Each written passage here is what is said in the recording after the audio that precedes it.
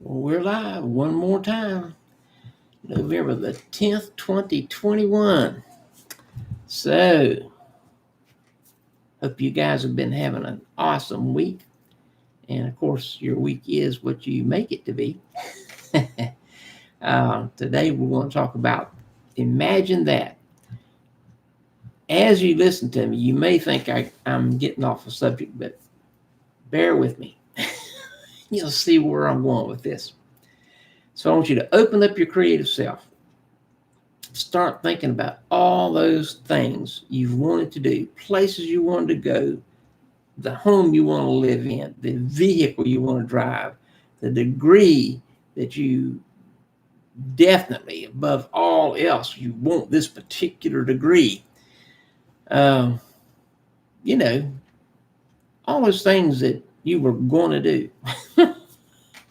You just not never got around to pursuing them. So you're not alone. Uh, everybody has done some sort of this at one time or another in their life. As children, we dreamed voraciously. We dreamed about anything and everything. What we're going to do, everything was an adventure. Uh, in fact, from an early age, life was full of, I want us. I want to do this. I want to do that. I want to do the other. I'm going to do this. I'm going to do that. When I get older, I'm going, you know how it went. At least I hope you did.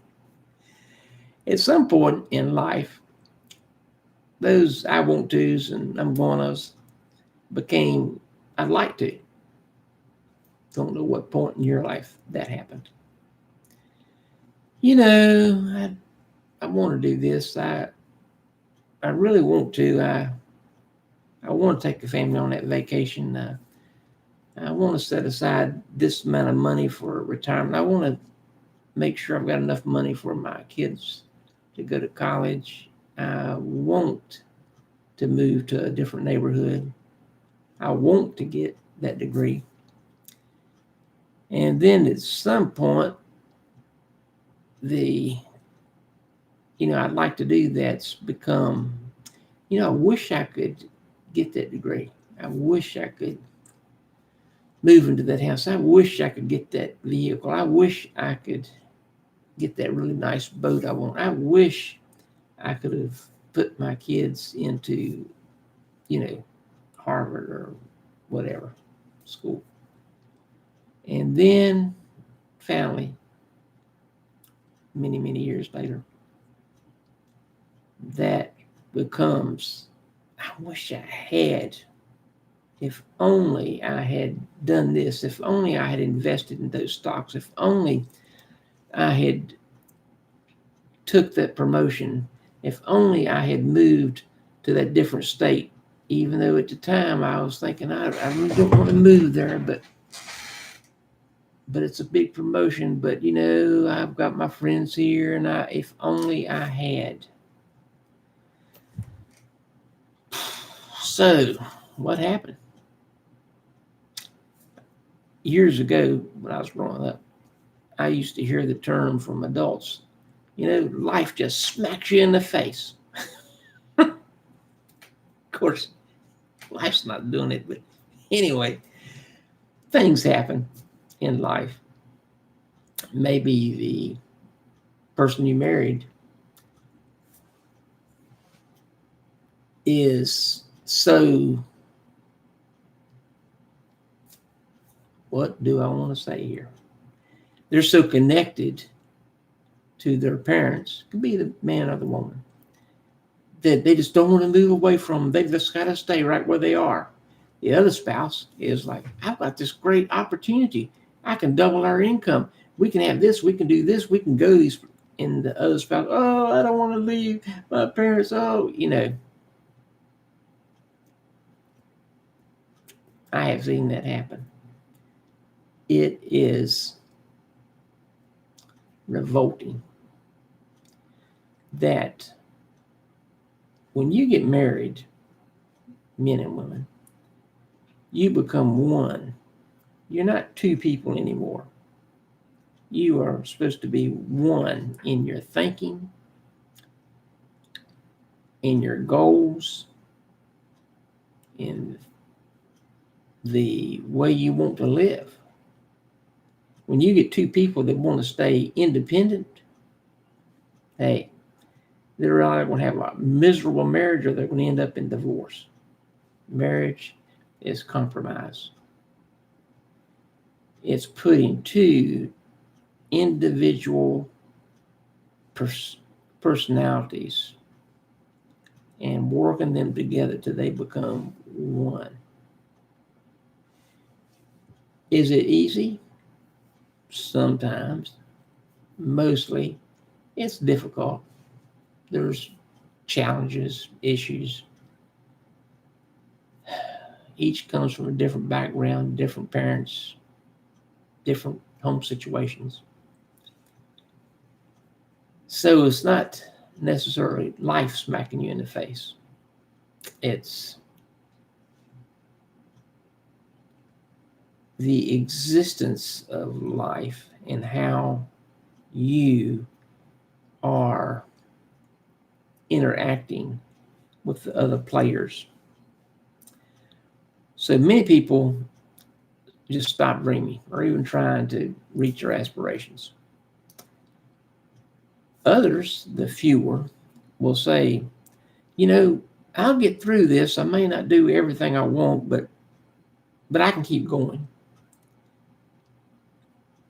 And then there are those, and this is the least number, that says, life stuff is not going to stop me. I will do what I want to and accomplish my dreams.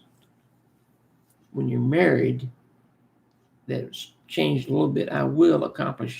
We will accomplish our dreams. You need to have common dreams. Each of you cannot be going your own way.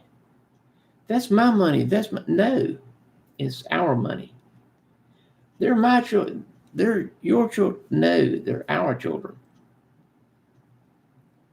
This is my home. No, it's our home. You must decide that this union called marriage, not living together, there's no commitment there. What a crock. No, commitment means you want to be what that other person wants you to be, of course. However, there's give and take on both sides. Neither of you are going to be perfect. However, when you compromise, you find that life is more peaceful, you accomplish more, and you're more fulfilled in your life. I don't know how I got on that. Anyway, let me get on with this. Got too serious. So, do you react or respond to life? React, definition. To act in response to an agent or influence. To act in a reverse direction or manner. To act in opposition. Response. Let me make sure I say this right. To reply or answer in words or deeds. To make a return by some action as if an answer. To react favorably. See the difference? What am I saying? Assess your normal reaction to people, to situations, to stuff. Do you lash out at people? Do you get mad? Do you blow your top? I've been there. Let me tell you. And I'm still not perfect at it. I'm way better than I used to be. Or are you responsive? Do you listen to the other person? Do you assess the situation? Do you actively seek to be aware of what the event really is? It's just an event. It's just an happenstance. It's just you and a person disagreeing. That's okay. You can disagree without blowing up. A knee-jerk reaction to anything or anyone will create a life of dissatisfaction. That's putting it mildly. So when you have a knee-jerk reaction to just about anything, it tells a lot about you. Some people will say, oh, people that have a knee-jerk reaction, they're just stupid. No, they're just not controlled and they're not thinking things through. That's what's really going on.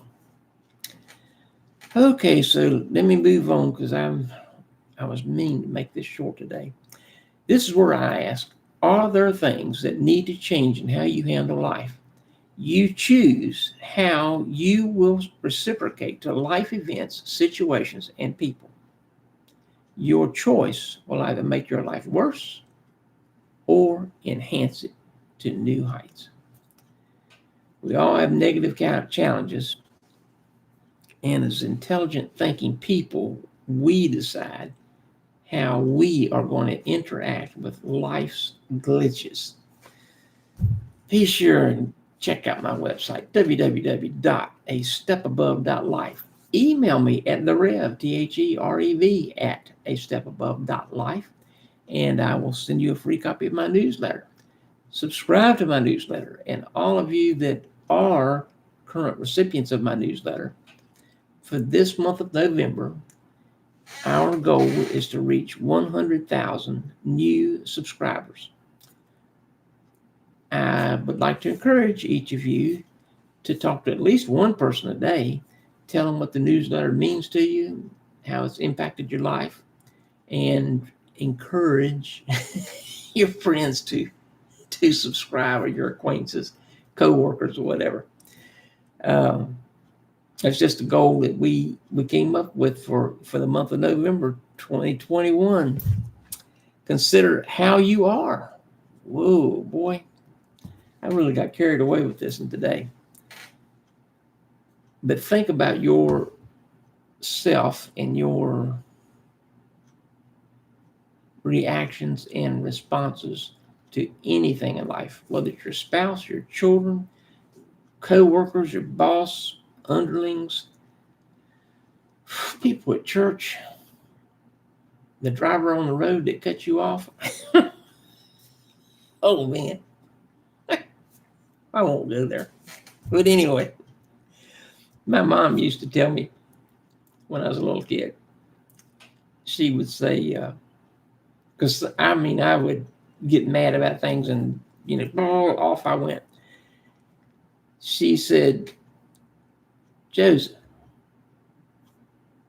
before you say anything about anything, count to 10. Then I'll listen to you. Wait a minute. Why have I got to count to 10? And I had to do it. Well, counting to 10, she did that. She didn't say it out loud, but when I would be off the chain or whatever, she'd look at me. Her lips didn't move, but I knew she was counting to 10 because she didn't say anything. She was just quiet. I knew she was mentally counting to 10. As a little kid, I knew this. And then when she talked to me, it wasn't yelling and hollering and screaming at whatever. She talked to me sometimes intensely, but not yelling, but calmly, about whatever it was I had done or said, or, kid stuff. Whatever kids do. So, it was years before I realized the significance of that simple lesson. And counting to 10 gives the person a cooling off period, time to process what's going on. And you don't go 1, 3, 4, 7, 9, 10. No, you go in your mind 1, 2, 3. Really give yourself that 10 seconds. So What are you going to do with this teaching this week? Oh boy, I got to read this. I wrote this. Over the years, I've heard this quite a bit. It's an old lame refrain. Oh, I was made this way. I can't help it. That's a crock. That's the best way I can put it. It's a crock. No one is made to be obnoxious, irritating, bossy, arrogant, go off half-cocked, quick-tempered. Nobody's made that way. That's baloney. You learn and choose to respond or react to situations in life. You choose it. You choose how you react, respond in life. Okay, let me wrap it up here. Take charge. Choose to imagine being the calming force in any situation. Take note. When encountering contentious circumstances, check yourself. Be aware of your emotional, mental, and physical receptivity to this situation. Man, you can feel your blood pressure rising. You can feel your throat tightening. You're wanting to yell, or your fist clenching up because you're so mad you can't stand it. What do? Count to 10. Mentally, of course, before engaging your mouth.